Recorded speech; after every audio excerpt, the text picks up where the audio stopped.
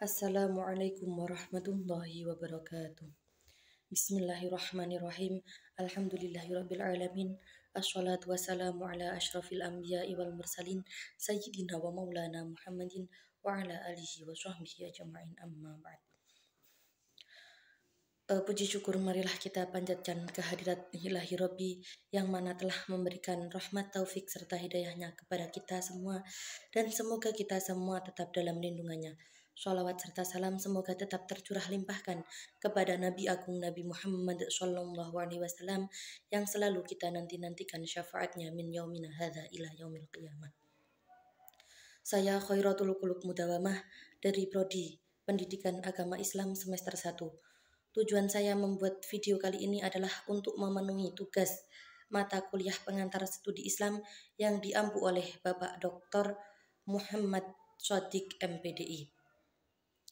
Pada video kali ini saya akan membahas tentang sketsa sosiografi masyarakat Islam. Langsung saja, yang pertama yaitu pengertian sketsa.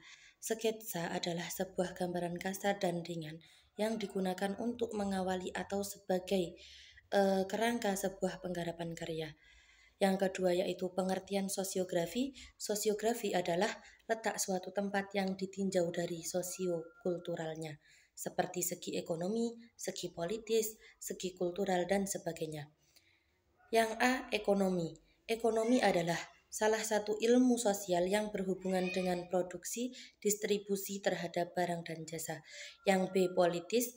Politis adalah proses pembentukan pembagian kekuasaan dalam masyarakat yang antara lain berwujud proses pembuatan keputusan khususnya dalam negara. Yang C, kultural adalah aktivitas manusia dengan budaya. Yang ketiga, ekonomi dalam masyarakat. Yang keempat, politis dalam masyarakat. Dan yang kelima, kultural atau kebudayaan masyarakat Islam. Langsung ke pembahasan. Pembahasan lintasa sejarah umat Islam. Yang pertama, makna sejarah. Sejarah menurut pengertian istilah al-tarikh berarti sejumlah keadaan dan peristiwa-peristiwa yang terjadi di masa yang lampau dan benar-benar terjadi pada diri individu masyarakat, sebagaimana terjadi pada kenyataan-kenyataan alam dan manusia. Bila kita mengetahui dari dalamnya sebuah sejarah, bahwa sejarah adalah merupakan suatu penalaran kritis dan usaha yang cermat untuk mencari sebuah kebenaran, suatu penjelasan yang cerdas tentang sebab-sebab dan asal-usul segala sesuatu, pengetahuan yang mendalam tentang bagaimana dan mengapa peristiwa-peristiwa itu terjadi. Oleh karena itu, sejarah berakar pada filsafat dan ia dapat dipandang merupakan bagian dari filsafat itu. Dan menurut Ibnu Khaldun, sejarah mempunyai tujuan yang praktis, yaitu untuk menangkap isyarat-isyarat yang dipantulkan oleh kabar dalam kejadian sejarah. Yang kedua yaitu periodisasi sejarah Islam. Beberapa pendapat para ahli tentang periodisasi sejarah Islam di kalangan pada ahli sejarah terdapat beberapa pandangan tentang kapan dimulainya sejarah Islam yang telah berusia 4 abad ini. Di satu pihak menyatakan bahwa sejarah Islam dimulai sejak pada masa Nabi Muhammad diangkat sebagai Rasulullah dan berada di Mekah atau 13 tahun sebelum hijrah ke Madinah. Yang A yaitu periode praklasik, yaitu pada tahun 610 sampai 622.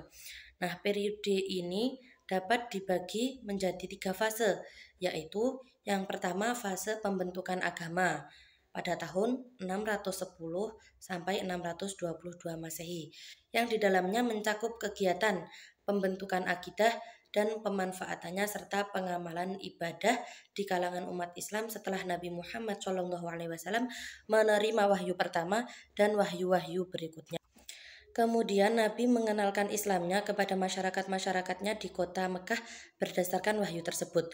Tetapi pada masa beliau menyebarkan agama Islamnya terdapat sangkaan-sangkaan yang negatif dari masyarakatnya.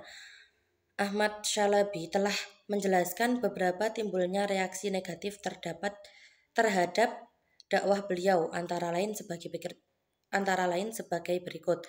Yang A yaitu persaingan dalam memperebutkan kekuasaan. Yang kedua, memperniagakan patung. Fase yang kedua yaitu fase pembentukan negara.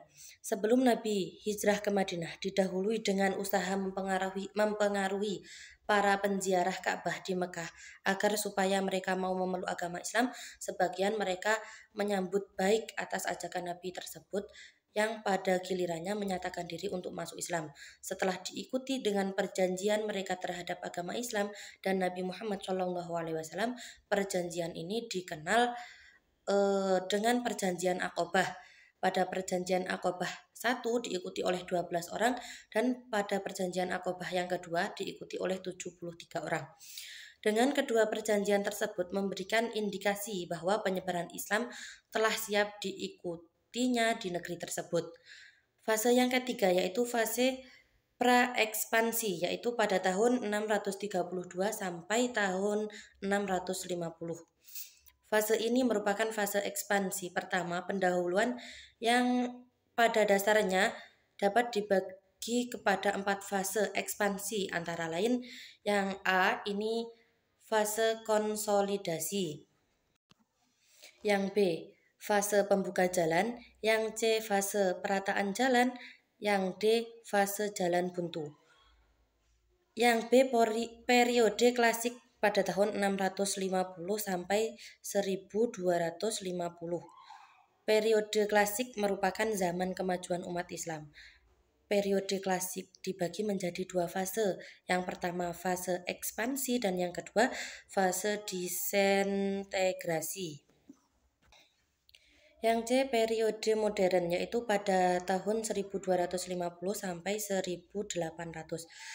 Periode pertengahan dibagi menjadi 2 fase juga. Yang pertama fase kemunduran, yaitu pada tahun 1250 sampai tahun 1500 Masehi. Yang kedua fase 3 kerajaan besar pada tahun 1500 sampai 1700 Masehi.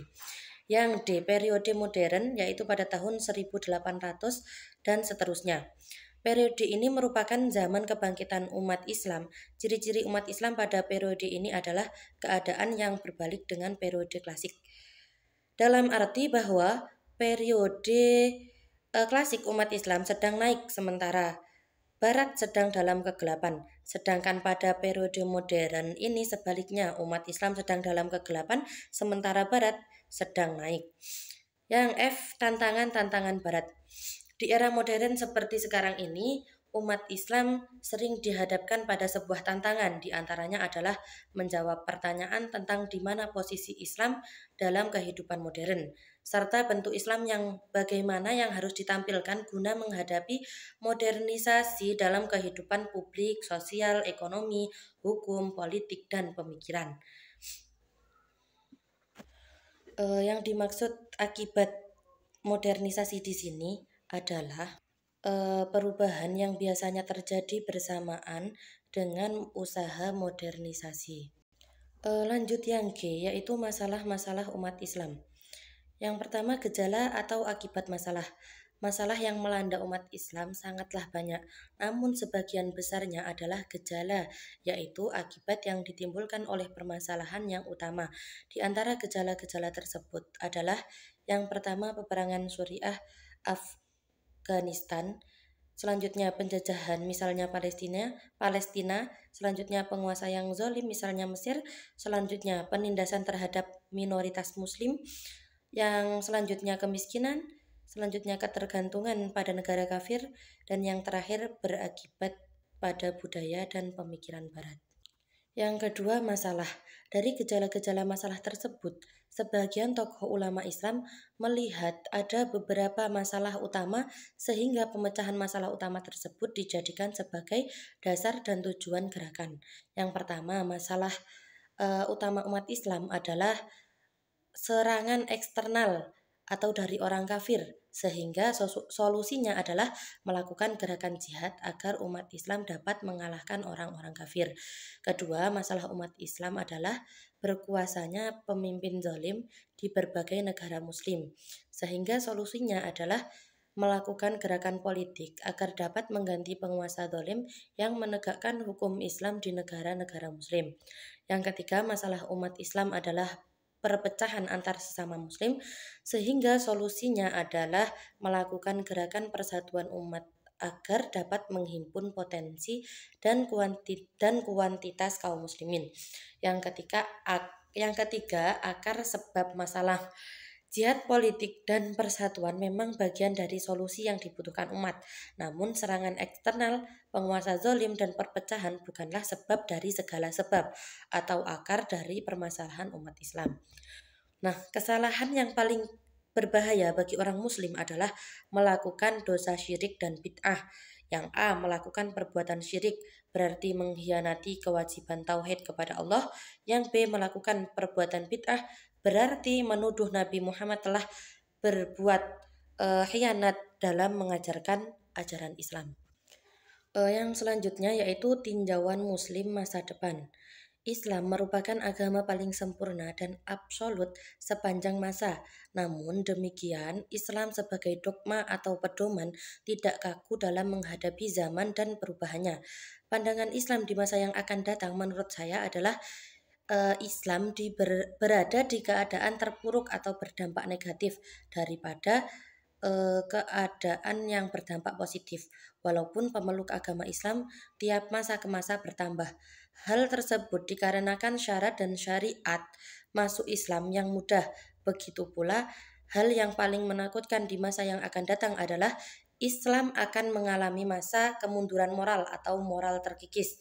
Selain itu, di masa modern ini aturan, nilai, bahkan norma sulit diterapkan kepada semua umat, terutama umat muslim sendiri. Nah, hal ini disebabkan oleh dua faktor, yaitu mereka tidak tahu syariat Islam atau faktor keturunan, dan mereka tahu syariat Islam dan mengharuskan untuk melanggarnya. Selain itu, kedudukan politik di Indonesia saat ini merupakan kursi tertinggi yang harus dicapai. Banyak orang yang berlomba-lomba untuk mendapatkannya. Baik di DPR, MPR, MK maupun Presiden. Sebagian dari mereka berharap bisa menduduki di salah satu kursi tersebut, yaitu untuk mendapatkan gelar yang tinggi, juga gaji pokok yang menggiurkan sehingga menyebabkan mereka harus mencapainya. Akibatnya, semakin ke era yang lebih modern, kursi politik diperdagangkan dan yang bisa menduduki atau memperolehnya pun orang yang benar-benar kaya. Padahal Islam juga tidak pernah menganjurkan perdagangan jabatan dan itu pun hukumnya haram. Mungkin hanya sekian yang dapat saya sampaikan. Ada kurang lebihnya saya mohon maaf yang sebesar-besarnya. Wabillahi taufiq wal hidayah wa ridha wal inayah. Wassalamualaikum warahmatullahi wabarakatuh.